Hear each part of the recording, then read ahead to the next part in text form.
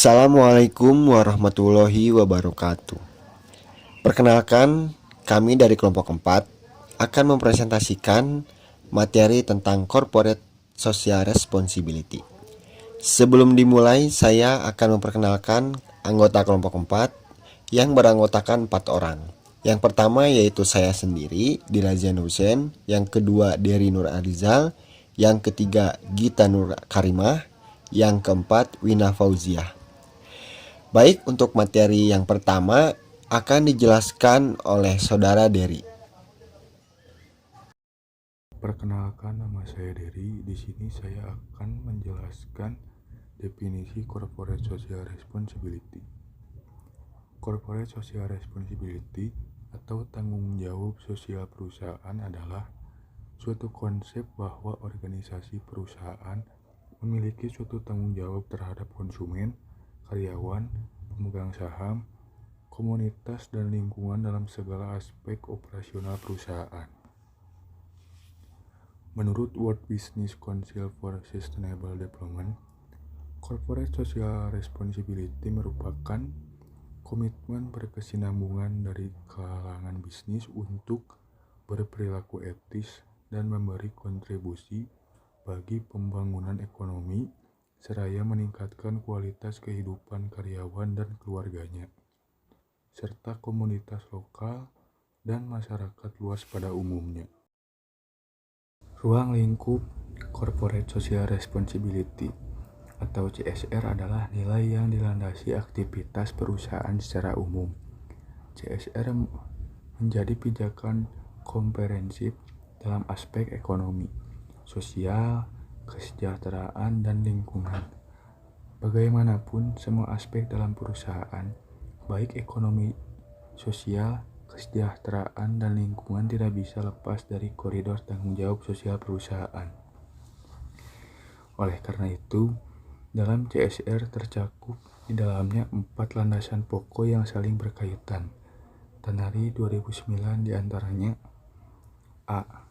Landasan pokok CSR dalam aktivitas ekonomi meliputi kinerja keuangan berjalan baik, investasi modal berjalan sehat, kepatuhan dalam pembayaran pajak, tidak terdapat praktik suap korupsi, dan lain-lain. B. Landasan pokok CSR dalam isu lingkungan hidup meliputi tidak melakukan pencemaran, tidak berkontribusi dalam perubahan iklim, tidak berkontribusi atas limbah, tidak melakukan pemborosan air, dan lain-lain. C. Landasan pokok CSR dalam isu sosial meliputi menjamin kesehatan karyawan atau masyarakat yang terkena dampak, tidak memperkerjakan anak, memberikan dampak positif terhadap masyarakat, melakukan proteksi konsumen, dan lain-lain. D.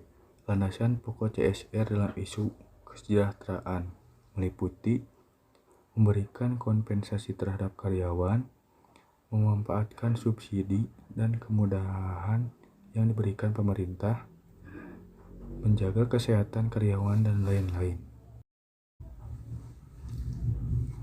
Selain aspek di atas, kesungguhan perusahaan dalam menerapkan CSR bisa juga diukur dengan menggunakan indikator piramida CSR.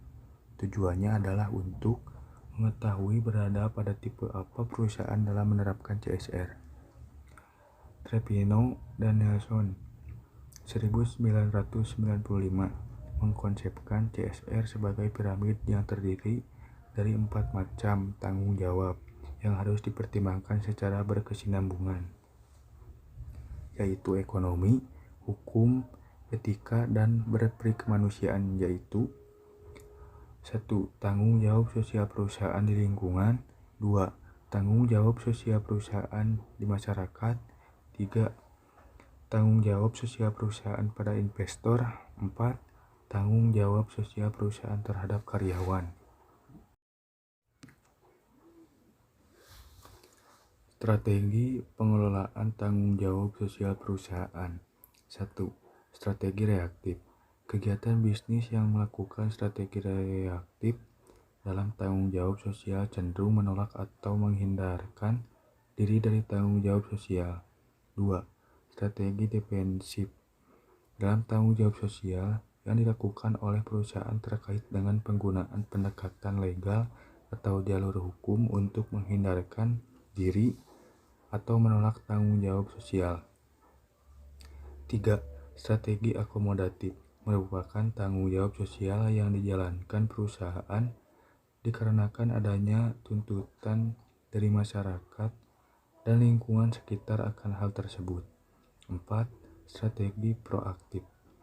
Perusahaan memandang bahwa tanggung jawab sosial adalah bagian dari tanggung jawab untuk memuaskan stakeholders. Jika stakeholders terpuaskan, maka citra positif terhadap perusahaan akan terbangun. Saya Gita Nur Karimah akan menjelaskan mengenai dasar hukum Corporate Social Responsibility atau CSR di Indonesia dan fungsi atau peran Corporate Social Responsibility atau CSR. Dasar hukum Corporate Social Responsibility di Indonesia berdasar kepada Undang-Undang Perseroan Terbatas Nomor 40 Tahun 2007 Pasal 74, yang mana isinya dana CSR harusnya diserahkan kepada masyarakat sasaran, baik itu secara langsung maupun melalui organisasi masyarakat pendamping. Selanjutnya berdasar juga kepada Undang-Undang Nomor 25 Tahun 2007 tentang penanaman modal pasal 15, 17, dan 34, yang mana isinya mengenai perusahaan harus melakukan tanggung jawab sosial dan mengusahakan pengalokasian secara bertahap untuk pemulihan lokasi yang memenuhi standar kelayakan hidup yang diatur sesuai ketentuan peraturan perundang-undangan dan badan usaha atau usaha perorangan yang tidak memenuhi kewajiban itu dapat dikenai sanksi administratif.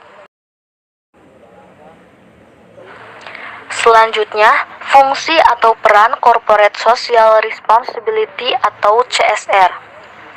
Dalam menjalankan tanggung jawab sosialnya, perusahaan memfokuskan perhatiannya kepada 3 hal, yaitu keuntungan atau laba, masyarakat, dan lingkungan. Perusahaan harus memiliki tingkat profitabilitas yang memadai, sebab laba merupakan fondasi bagi perusahaan untuk dapat berkembang dan mempertahankan eksistensinya dengan perolehan laba yang memadai.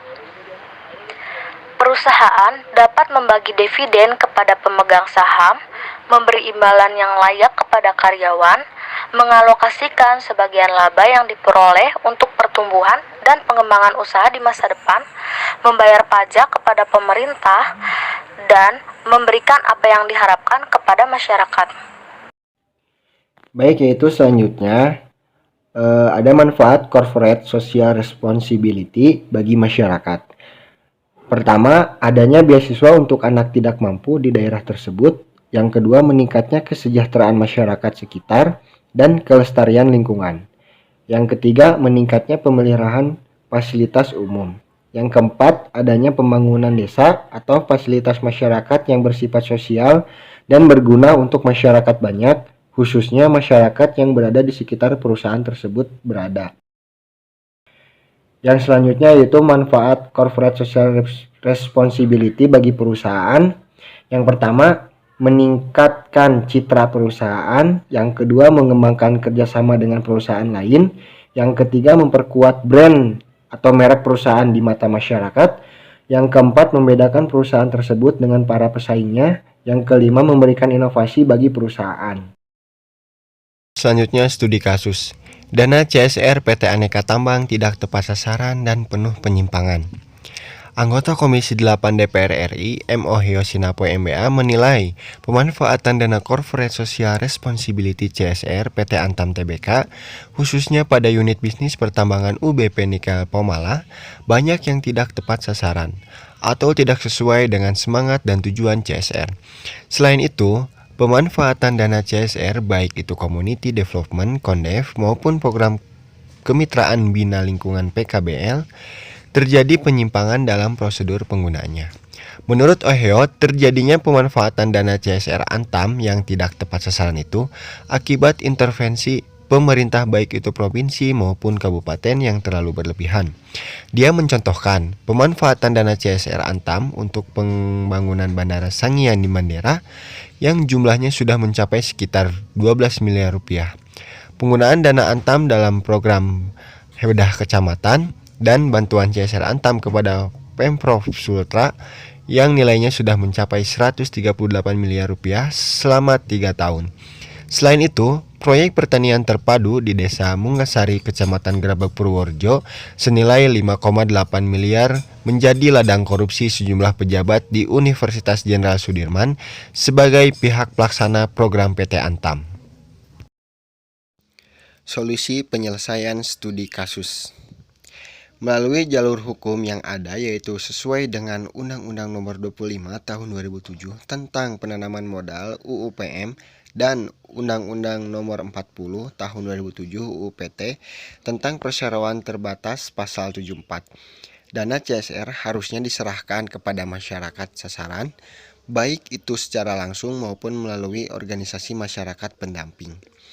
Hal ini dikarenakan dana CSR tidak boleh dipungut atau dikelola pemerintah, dan jika penggunaan dana CSR selain untuk program dan biaya operasional, maka dikategorikan tindak pidana, karena mengambil hak milik masyarakat, dan jika itu dilakukan oleh untuk pejabat pemerintah, maka masuk kategori korupsi.